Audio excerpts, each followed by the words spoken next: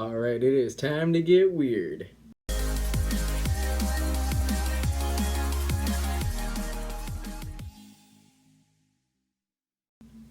What's up, everybody? My name is Liberty, and I spend way too much time on the internet. Some of the things I've come across on the internet were some really weird myths about D.I.D and OSDD. I'm going to share them with you and kind of try to break them down a little bit. So first off, one of the things was it's weird to have alters that are the same or different gender as the host. Now, I've seen both sides of this myth. I've seen people who are like, alters should all be the same gender as the host, or it's weird if alters are all the same gender as the host. Now, it's not really weird to have alters that are the same or different genders as the host. I mean, gender is kind of just one of those things that's not really consistent ever, honestly. So having alters that are the same or different gender is totally normal. There are a bunch of systems who are varied or the same when it comes to gender, and it's okay if you don't fit into any box. There isn't really a one-size-fits-all thing with who you've got in your system, so it's nothing to worry about, really, if you have alters that are of varying or same genders. And branching off of this one is another one I encountered, honestly, in my personal life, which is kind of nuts. This one is people's skepticism about alters being of different races in the same system. This is another thing where it's kind of like you can't really do anything about it. People don't really choose their races, and neither do alters. Alters can show up being of different races, and that's kind of just how it goes sometimes. But people don't choose their races, and neither do alters, so that's not really something you can help if you have an alter that's a different race than the host. It's kind of just a thing. You see it a lot, and it's not super rare. I've seen it in almost every single system I've ever met. Someone's a different race, and we're just like, cool, let's chill. Another myth is the amnesia barriers. Now, I've seen a lot of people who are all like, yo, you should have complete amnesia every time you switch. But that's not always the case. Like, in the case of us, for example, we have a lot of co-consciousness going on, a lot of people kind of checking in to make sure people aren't up to any displeasing shenanigans. So we don't always have a bunch of amnesia, and I know a whole bunch of other people who are the same way as well. Although there are people who do have complete amnesia, and that is totally fine. That is as valid as we are, and amnesia is not always a consistent thing.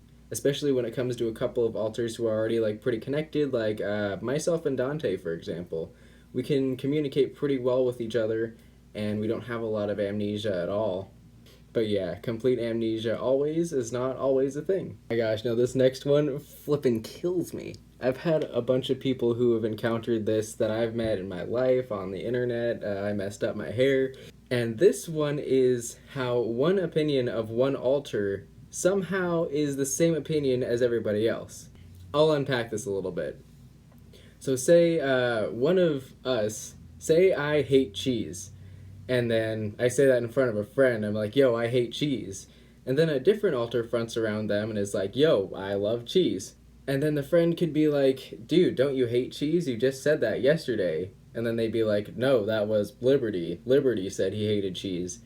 And then the friend would be like, what? No way. You all hate cheese because he said he hated cheese. This is what kind of kills me about the whole, like, different identities within one body, is we all have our own likes, dislikes, opinions, some of which really clash with other people's. I mean, I'm not just talking about cheese, I'm talking about, like, being friends with someone versus very heavily disliking them. Yeah, it can get pretty opinionated up in here. But one of the things is it's pretty good to keep in mind that these are different identities inside one body, and someone's opinions are not everybody's opinions. Someone can say something, and it does not pertain to everybody, and I would love it if people kept that in mind. That's like a tip for dealing with people with D.I.D and OSDD out there, is one alter's opinion is not always everybody's. The next one I've encountered was... God, why I should just read this. You know, I'm just gonna read this one. Fronting is either super controlled or not controlled at all. There we go. I have too much of a headache to, like, remember things right now. But yeah, fronting can be super controlled in some cases. Like, for us, we can vaguely control sometimes when people are out, and we can kind of channel, like, whoever is, like, in the background. We can play their favorite song as you've seen in the past and kind of get them to come forward. But then the other side of this myth is you can't control who fronts at all, and it's like a completely random thing, and to suspect any sort of pattern is just weird.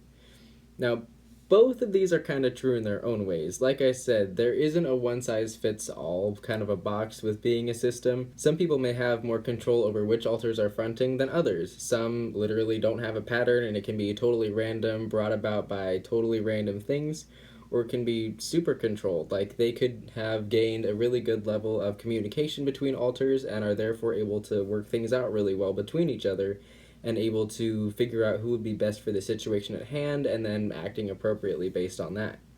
And this next myth kind of killed me. I see this a lot with the older generation people. Even within the D.I.D community, you see people who are of older generations being all like, you darn millennials, here and there. It's crazy. I have seen some stuff, I'll tell you that. This myth is that diagnoses always take forever when it comes to diagnosing D.I.D. Now, this isn't always true, although it's true in a lot of cases. Diagnoses do take a while to get, especially the proper one, but in some cases you can get it pretty quickly depending on what therapist you have. If they're a right fit, if they're really schooled in like trauma therapy and dissociative disorders, you can get your diagnoses a lot faster than 5 to 7 years. So it's really depending on what luck you have, where you live, what resources you have access to.